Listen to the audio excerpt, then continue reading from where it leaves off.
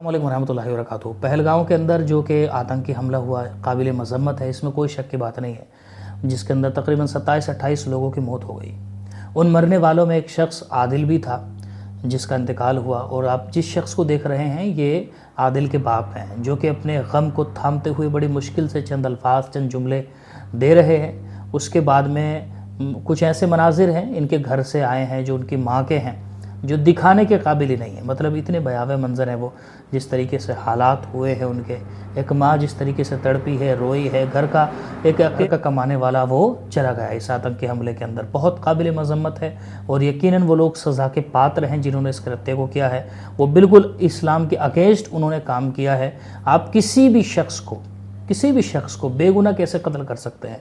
आपका जिसने कुछ बिगाड़ा नहीं है, आप कैसे मार सकते हैं? हमारे इस्लाम में इसको साफ़ तौर पर डिनाई किया गया, मना किया गया।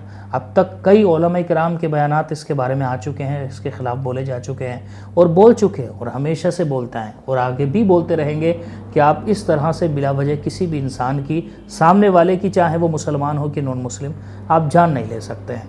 तो अब आप इस वीडियो को देखिए, इनके तासुरात क्या हैं, और फिर उसके बाद में आप इसके बारे में क्या सोचते हैं वो भी बता करके जाइए। बाकी एक दो बात मुझे ज़रूर अर्ज़ करनी है, इस वक्त में जो मीडिया रोल निभा रही है उसको भी ले करके, वो आप पहले इसको वीडियो को देख लीजिए। तो बहुत ही घटिया हरकत हुई है टेररिस्टों की वजह से, और आपका बेटा जो है उसमें शहीद हुआ है। आपके घर में और कौन है, कमाने वाला कौन था, और ये पहलगाम में क्या करता था? मेरा नाम सैयद हैदर शाह है जी। ये कल पहलगाम घोड़े चलाने के लिए गया था। अच्छा। मजदूरी को। फिर हम 3 बजे हमने सुना कि वहाँ पे ऐसा वाक़ा हो गया, जिसमें हमने इसको फ़ोन किया तो फ़ोन स्विच ऑफ आया इसका। फिर बाद में जब 3-4 बज गए, 4-4:30 बजे इसका फ़ोन ऑन हुआ। फिर हम फ़ोन करते रहे तो फ़ोन किसी ने नहीं उठाया। फिर हम गए अशमुकाम थाने में। अच्छा। वहाँ हमने ये रिपोर्ट रखी। फिर हम वहाँ से आए घर में, और फिर बाद में पता चला कि इसको एक्सीडेंट हो गया वहाँ पे। तो फिर हमारे लड़के गए वहाँ, उन्होंने देखा जब तो ये अस्पताल में था वहाँ। तो घर में और कौन कमाने वाला है? और कौन है? और छोटे हैं 2, तो बड़ा यही था कमाने वाला, सबसे बड़ा। हाँ। ये घोड़ा चलाता था वहाँ पे? घोड़े चलाता था। क्या अपील रहेगी आपकी सरकार से? क्या अपील रहेगी? जिसकी जान थी वो चली गई, तो क्या अपील रहे? कमाने वाला यही था। आपको इंसाफ चाहिए? इंसाफ चाहिए, और क्या? जिसने भी किया उसको उसका अंजाम मिलना चाहिए उसको। ये क्यों किया? बेगुनाह था, ये बेगुनाह मारे गया, और क्या।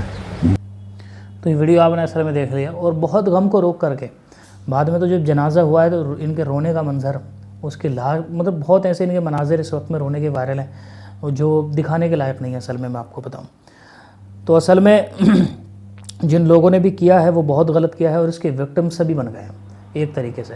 और मैं आपको एक बात बताऊं, इस वक्त में बहुत सारे जो मीडिया है, अगर मैं उनकी बात करूं तो इसको कुछ मीडिया तो बहुत ही सेंसिबल मेथड के साथ में दिखा रहे हैं। जो वहाँ पर हुआ उनको दिखा रहे हैं, जो वहाँ पर मुसलमानों के साथ में हुआ वो भी दिखा रहे हैं, जो नॉन मुस्लिम के साथ में हुआ वो भी दिखा रहे हैं, और आतंकवाद को एकतरफा करके उसको मुसलमानों और हिंदुओं, तमाम लोगों के, तमाम भारतवासियों के बरखिलाफ़ खड़ा करके दिखा रहे हैं। और ये बात बिल्कुल ठीक है और ऐसा ही है, क्योंकि इसको सब कंडेम करते हैं, इसके सब खिलाफ़ है। तमाम उलमा के बयान इसके बारे में आ चुके हैं, तकरीबन बहुत बड़े बड़े उलमा किराम जो हैं उन्होंने इसके बारे में, इसके खिलाफ स्टेटमेंट जारी कर दिया है।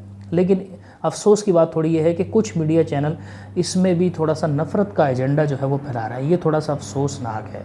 मतलब ये है कि वो लोग ये काम कर रहे हैं कि आतंकवादियों के कृत्य को तमाम मुसलमानों से जोड़ रहे हैं, वो तमाम मुसलमानों को वनरेबल कर रहे हैं, वो तमाम मुसलमानों को जो है वो क्या कर रहे हैं, मतलब टारगेट कर रहे हैं, तमाम मुसलमानों को टारगेट कर रहे हैं, सीधा कुरान पे हमला कर रहे हैं, सीधा हदीस के ऊपर हमला कर रहे हैं, डायरेक्टली या इनडायरेक्टली।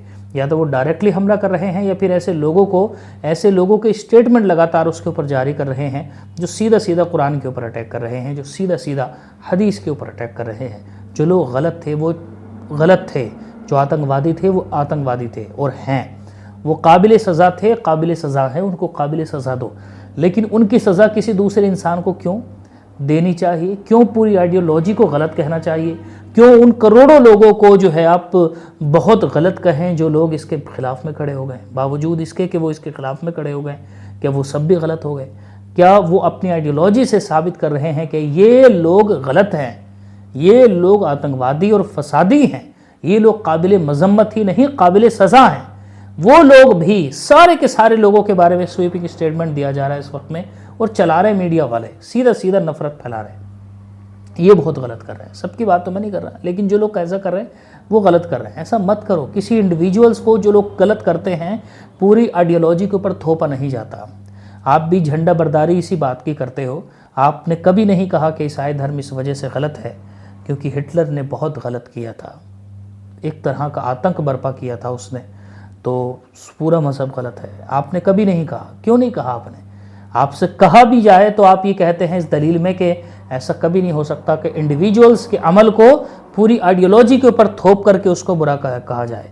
तो ये जो आतंकवादी होते हैं भेड़िए, इन लोगों को आप निशाना बना करके, कांधा बना करके पूरे मुसलमानों की आइडियोलॉजी को किस तरह से बुरा भला कह सकते हैं?